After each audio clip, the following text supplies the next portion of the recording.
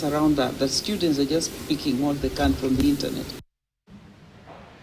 Na wakazi wa Rockline mjini Kiambu wanaishi kwa hofu baada ya fisi anayeshukiwa kuua mbuzi 6 alfajiri ya leo kuonekana maeneo hayo.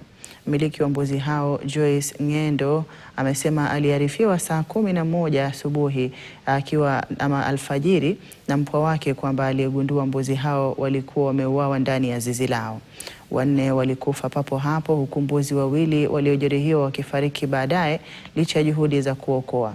Tukio hilo liliripotiwa kwa chifu wa eneo hilo katika kituo cha polisi cha Kiambu, huku mwathiriwa akiomba huduma za wanyamapori nchini Kenya KWS kuchunguza na kumfidia hasara aliyokadiria.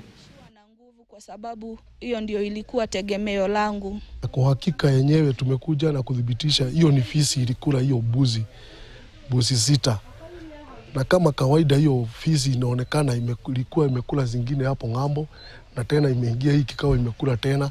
Na tunajiomba KWS waweze kuingia kwa haraka ndio hiyo fisi isilete madhara mengine kwa watoto wetu ama kwa jamii ama kwa mbuzi zingine za majirani.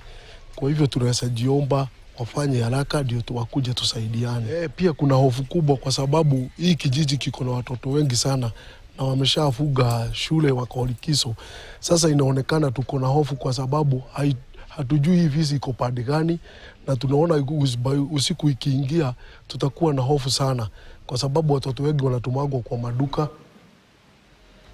Na mtazamaji, kutoka Kiambu napata fursa ya kupunga unyonyo. Nitakaporejea nitakuwa naingia moja kwa moja kwenye sehemu ya mazungumzo, na kama nilivyokuarifu awali leo tutakuwa tunaangalia afya ya akili kwa vijana hususan